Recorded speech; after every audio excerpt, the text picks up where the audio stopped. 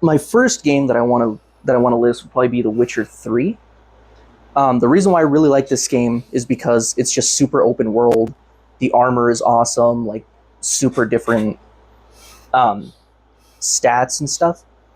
You have heavy armor, medium armor, light armor. The weapons also very vast. It takes forever to beat the game, but once you do, it's like really satisfying.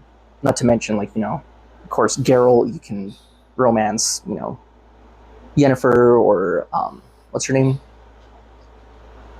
Oh no, I forgot. Yeah. I was gonna say Terrace. That's not the correct That's name. That's not the right name. No, her name is not Terrace. But yeah, that's probably where I want to start this one. Okay. In terms of like the story, what are some of your favorite parts of the game? The whole thing, really. The whole thing. Yeah, like specifically, like I don't think I can spoil it at this point, actually. Specifically at the end, when like you and Ciri are in that lab and you're just like breaking stuff and having a grand old time. It's great. Nice. So one of the games that is like one of my favorites is Jak and Daxter, the Precursor Legacy, which is the first game in the series. I really like that game mostly because it's a lot more lighthearted than the first or the last two games. And it's just really bright and airy, and it's a free roaming game, but there's still its limitations. And of course, you know me, I'm not a huge fan of super large open world games. And it just, it makes me comfortable with the game. That's fair. And not having like a super crazy leveling system, kind of like, well, it's not super crazy, but kind of like I guess you could say confusing leveling system like The Witcher, like several other games I could mention. Well, it doesn't even have a leveling system, really. It's just, there's like 3 main worlds, and you have to collect the little precursor eggs to get right to certain areas. So you don't even have to worry about having to level up your characters or your abilities or anything like that. You just kind of go with it. Okay. See, I really like leveling systems in games, and I haven't played a lot of like old games like that, so I'm not too familiar with it. I'm sorry, that might be like a sin, but You never played one of Naughty Dog's first 3D open world games? No. I have played Jak 2, which is the only one that I played in the series. So I really enjoyed that one, but yeah, it was from a time when like, leveling systems weren't really a thing, and I always forget that one little fact. Yeah. Because pretty much every game I play now has a leveling system. And I like to stick with the games that don't have a huge leveling system, because then it's more stressful than fun to me. Than anything else, yeah. Speaking of like weird leveling systems, my next game would be Warframe, which is a third-person, fast-paced shooter type space game. In case nobody really knows what Warframe is. Of course, you have the newer Warframe, which I think is like number 57 or something like that. Something crazy. Yeah, it's insane amount of Warframes, and that's not even counting the Prime Warframes. But I've been playing this game on and off for like I want to say like 15 years, give or take. But Warframe is a lot of fun. It can be an MMO, like you can play solo or you can play with others. It just depends on how you modify your Warframes and everything. Of course, the really cool thing about Warframe is that you can just craft everything in there. So that's something that's pretty different from a lot of games, in the same category as Warframe. So I really like Warframe too. The part that I don't like about it is that sometimes you're forced to play on your own, or you're forced to play with other people, especially with the railjack missions. It's like you kind of have to, otherwise you're gonna fail, because so many things are happening at the same time. Well, I mean, with railjack missions, you don't necessarily have to play with other people. You do have to level it up to a certain level in order for you to have like your own kind of computer, your CPU crew. But even then, they don't do much. But it is completely possible to do it solo. Not all of it. There are some missions where it's like, oh yeah, full squad recommended, completely rank 30, modified, almost to perfection, which is, I think, is kind of ridiculous sometimes. But yeah, out of the like story editions that have happened so far, which one has been your favorite one? I'd have to say my favorite open world would be Deimos. It's just creepy, and of course, one of my favorite, if not my all-time favorite, Warframes is Nidus, and he's the infested Warframe. Deimos is completely overrun with infestation, so that has to be my favorite one to come out so far. I would say that one of my favorite Warframes is still Korra, but I do also love Wisp. Oh, I thought you asked which one was the storyline. Yeah, but you mentioned Nidus, so. Oh, okay. I was like, speaking of Nidus. Yeah, it's like, Korra's still one of my favorites. Korra's a really good Warframe. Good for farming. Yeah, I haven't gotten far enough into the game to even talk about any type of open worlds or anything like that, because I'm still at the beginning. Well, I mean, there was also Fortuna. With the theme song and everything. Yeah, that's a good one as well, but yeah, all-time Deimos, hands down. Deimos. So one of my next favorite games is Spider-Man, but for the PS1. Oh, okay. See, I never had a PlayStation 1, so. Yeah, Spider-Man 1 for the PS1 is one of my favorite games because it's one of the first games that I can remember from my childhood. It's like one of the first games that I ever completed from beginning to end by myself. Not only that, but I just love the way that they made the characters in the game, just the way that they look aesthetically, and then the way that their personalities are. Because, like, Rhino, he's such a dingus. Venom, such a dingus. And, like, I mean, of course they made it definitely more geared towards children, but it's just so funny seeing, like, these characters that are portrayed as, like, really big bad guys that are super scary and are out to kill Spider-Man. And in the game, they're just like, I don't know what's going on. I just like hitting things. That's not far from a lot of villains in Spider-Man. But yeah, I mean, I played. It was based off the first Spider-Man movie, I believe, at that point, and that one was one of the first Spider-Man's games that I had played. I had actually played another one for the Super Nintendo, but that's a whole different conversation for another day. But yeah, I know how, the early Spider-Man games, how great they were. Yeah, and it's a really easy game. Like, if you've played it a lot of times, you could probably play the game on hard mode and beat it in 30 minutes. Okay. Actually, I think the world record right now for a completion, but it's kid mode, is 33 minutes. And I'm like, I bet I could beat that record on hard. We'd have to record that. Right? Just one day, find a way to set it up, because we have it on the PS2. Yeah. Or for the PS2. That'd be interesting to see. Mm-hmm. Heck yeah. Anyway, continuing. My next game that I wanted to mention was Fallout 4. Probably not the biggest fan favorite Fallout game in the series, New Vegas, but I started with Fallout 3. Of course, I played New Vegas as well, but Fallout 4 I think is a little bit more special just because, like, of course, the main character, Nate, he's actually voiced, and, they actually put, like, some emotion in it. So it's not just you playing as the main character, you're actually seeing this character go through the troubles of just, like, the wasteland. Not to mention, like, I love power armor. He likes beating people up aggressively with robotic armor. Extremely aggressively. Also, it makes for a lot of great memes. Yes. If you have ever, seen anything about Fallout 4, you would know that it's just chaotic all the time. Oh yeah, it can be at least.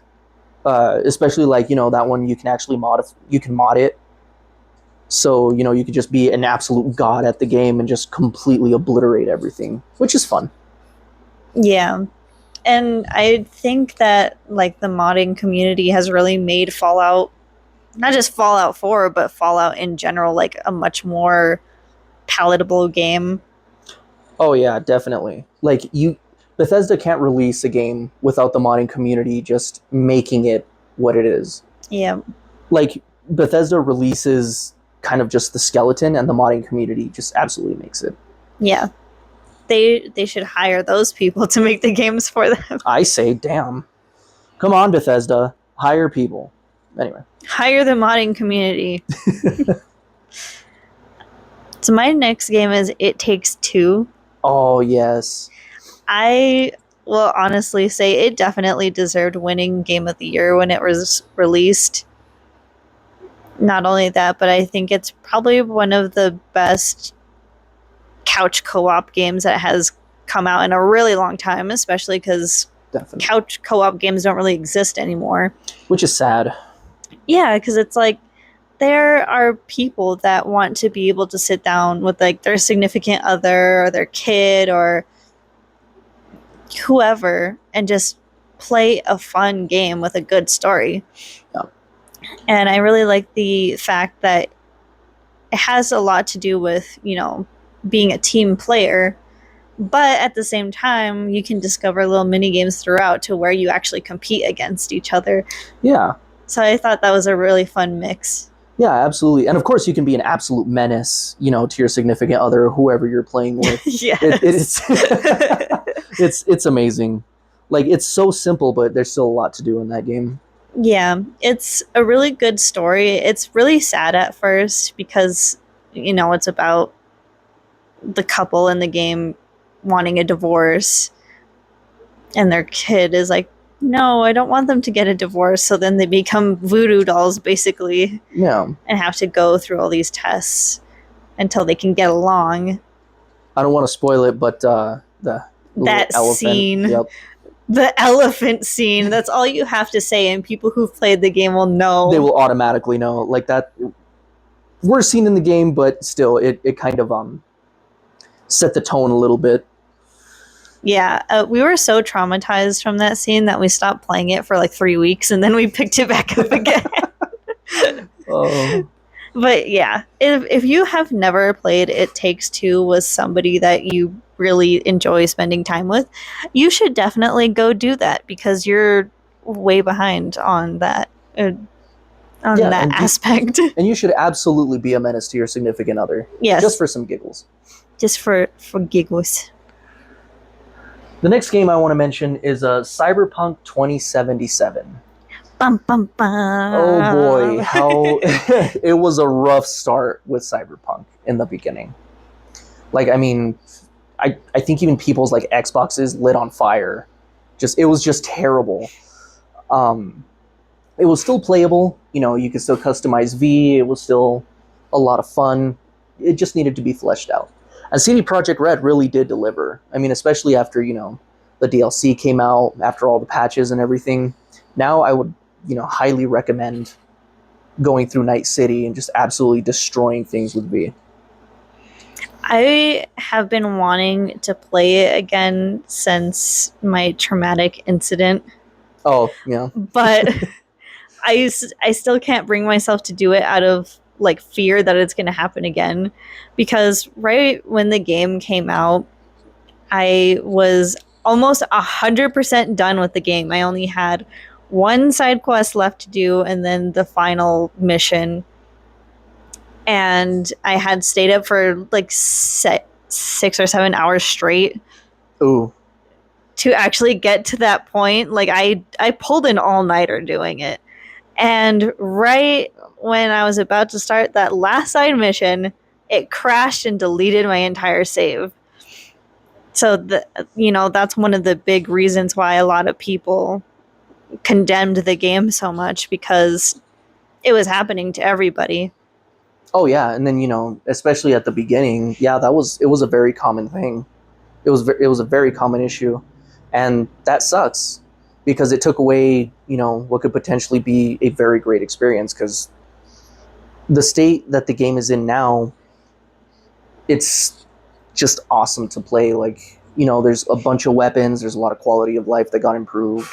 The driving isn't so janky anymore. So I really enjoy the fact that now you can still have really good armor, but you can wear whatever the heck you want, so your character still looks cool. yeah, as opposed to like when it first came out, that was not an option. You couldn't choose an outfit. You if you just wanted stats, you were gonna look silly. Like you could be a big macho man and you had to wear like booty shorts, high heels, and like a bunny mask to have good stats, and it's like this looks ridiculous. But the stats are good. Yeah, the stats are good, but at what cost? At what cost? But please, CD Projekt Red, when you are creating V, please stop making them move. Yes, that is one of the most annoying things just in the character creator. V just does not stop moving. You can't just flip through all of the options to see which one you like the best. They just keep moving and it just takes forever. It's horrible. 0 out of 10. It's pretty annoying. Would not suggest. Other game developers, you stop doing that too. Learn from their mistakes. Learn. Listen to the public. So my next game is Spyro 2 Ripto's Rage. Fun. Yes, it's a lot of fun. Same thing as like Jack and Daxter and Spider-Man. I love the fact that each hub world and all the other worlds that you go to, you can pretty much go relatively anywhere that you want, but it's still one level, so it's not overwhelming. I mean, it's a platformer collectathon game. Everybody knows about Spyro, and if you don't, you're probably too young to be listening to this. And again, I love the characters. Cute purple little dragon, ready to kick booty. All the other characters that you meet, like Hunter, he's a dingus. We love him. The professor who just goes, I miss that guy, actually. Yeah, it's fun to just like go through the game, run around, cause chaos, and also just like look at the environments, because the environments in that game are just gorgeous. The music is also amazing. A lot of people say that the soundtrack isn't very good, but it's like, you're not very good. I mean, I haven't played too many Spyro games. The only one that I played, of course, was, what was it, Year of the Dragonfly? Right, Enter the Dragonfly. The most broken one. Was it Year of the Dragonfly? I think it was Year of the Dragonfly. Yeah, it like came out for the GameCube a long time ago. Yeah. Yeah, that, come to find out, that's the most broken one out of all of them. But I don't see how you can't like that soundtrack. Yeah, it's like one of the most iconic drummers of all time made that soundtrack. Yeah, and I think it's awesome. If you don't like it, something's wrong with you. Yeah, it fits all of the levels really great. I mean, of course, it does get a little tired at the end of the game, but then again, there's like 70 odd worlds in that game that you have to go through. So, I mean, it's bound to happen. That's fair. It happens, But yeah, I mean, it's an iconic game, and if you grew up playing Spyro, I'm sure that it's probably one of your favorite Spyro games too, or at least one of your favorite in the original trilogy. Right on. Yeah. And I've probably replayed that game over 100 times in my lifetime. Well, hey, when you like a game. Yeah, it's one of it is the first Spyro game where there's like an intro cutscene, and when you're leaving a side world, an outro cutscene where you actually get to see like the personality of the characters. Okay. So you get to see the sassiness of Spyro. You get to learn more about kind of the dragon worlds and what they're all about. So yeah, it's a very fun game, very cute game. Love it. We'll always love it. There you go. Yeah, when you like a game, you just can't put it down. As for the next game, the one that we've been waiting for, Baldur's Gate. Baldur's Gate! Yay, Baldur's Gate! And you can say a lot about Baldur's Gate. I mean, if you're into D&D, there's no other game that fits it perfectly. Of course, the game is so good. There's a lot of people that just spend 400 hours, 500 hours in just Act 1. Yeah. Because there's so much to do. Mm-hmm. Not to mention, character creation is just awesome. You get to pick, of course, your race, sub-race, class, whatever the case is. If you're into D&D, then you know what all that is. You know what I'm talking about. But yeah, it's like Baldur's Gate 3 had the character customization that Cyberpunk promised. Absolutely. Yeah, I really like Baldur's Gate as well because I had always had a little bit of an interest in D&D but never played it because there was nobody around that played D&D. And of course, you can't really play D&D by yourself. So this was kind of like the best alternative introduction to being able to play D&D. Yeah, absolutely. Of course, it's not as in-depth and it doesn't take as long as a D&D session, I wouldn't think. Of course, that coming from me just saying you can spend like 400 hours in just Act 1. But yeah, it gives you a good idea as to how D&D actually, kind of works just in a video game setting. Yeah. And same thing, like the environments in the game are beautiful. Like they did a really amazing job at like making you feel like you're actually in the places that you're traveling through. Out of all the main companions that you can have, like there's a character for everybody that you're going to end up falling in love with. That's going to be your favorite character. Yep. Or all of them, because that's just how the game pulls you in. Yeah, every single character has, of course, their own backstories, their own tragic backstories. You get to see them grow as, you progress through the game. It's beautiful in terms of storytelling as well. Mm-hmm. So, yeah. Not to mention, of course, smiting is awesome. Smiting is awesome. Calling people inappropriate words and then them dying is also awesome. Yeah, vicious mockery. Yes. Beautiful. I already know what your favorite class is as a paladin. Absolutely. You have to go with the paladin. I would definitely say you have to have a paladin in your party. Somebody, if it's someone that you're playing with, or Minthara, because she's the only paladin that you can get in your party. Which is kind of sad. Yeah. Like, Paladin is such a powerful class. Look at that. They had to nerf it with only a single one that you can recruit. Yep. Of course, you have everyone else, which is essentially just a spellcaster. Well, besides, like, Lae'zel and Karlach. Yeah. But besides that, everybody else is just a spellcaster. Mm-hmm.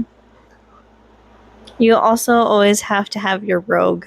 Otherwise, you're not going to go anywhere. Yep. It is insanely difficult to just get anywhere unless, you just happen to find the key for every single door that you're going to. But yeah, no thanks. I'd rather not. You should definitely have a rogue in your party. It just makes life so much easier. Yeah. Not only that, but Astarion is fucking hilarious. Yes, he's very hilarious. We love him. He's our favorite vampire. Yes. But yeah, I actually need to get back in and recreate Durka and just make it absolutely broken again, because it's so much fun. I also want to make a wild magic sorcerer, but I know that's going to go really bad really quickly, considering how us playing games together goes. Yeah, it would make for, if maybe later on a good video or whatever the case, but Excuse me. Yeah, I think that'd be a lot of fun. Just to see how wacky it can get. Yeah. Just a bunch of dogs and cats fighting each other. God, we need to save before any major battle because of that. Yes. Oh, man. But yeah, those are our favorite games. Yeah. At least our favorite games so far. Of course, just a handful of them. More games come out, more that might change. I'm sure there would be a lot of honorable mentions. Spider-Man 2 would definitely be an honorable mention. The new one. The new one? Yeah. I'm still bitter about that game. I have a problem with new games. This is why I don't like modern games. The reason why I don't like modern games is because they always screw up when I'm trying to trophy hunt. I'm not a trophy hunter, but when I'm like, okay, I think I can do this, the last trophy I need, game glitches out, can't get it. Completely bugged. 0 out of 10. I'm so sorry that happens. That's the second one. Yes, because it also happened to me with Miles Morales. Yep. And several other games that I've played. Oh, I'm so sorry. My honorable mention would be probably either The Quarry or Until Dawn. Okay, yeah. Because I love horror games and I also like story games. I really liked watching you play The Quarry. That one was fun to watch. Yeah, they did a really good job with that game. Oh, also it has a cinematic mode. Yeah. You get to set like your own parameters and just make your own movie. Mm-hmm. That's pretty cool if you're into like more cinematic style games. Yeah. I'm not typically, but that one was one I could actually pay attention to. Yeah. Supermassive Games has like perfected the cinematic game style. Yeah, absolutely. Oh, if I can give another honorable mention, Assassin's Creed Valhalla. Oh, Valhalla. Yeah. I mean, I don't think I've ever played a game that was as long as Valhalla. Maybe Red Dead, but Valhalla was actually super huge.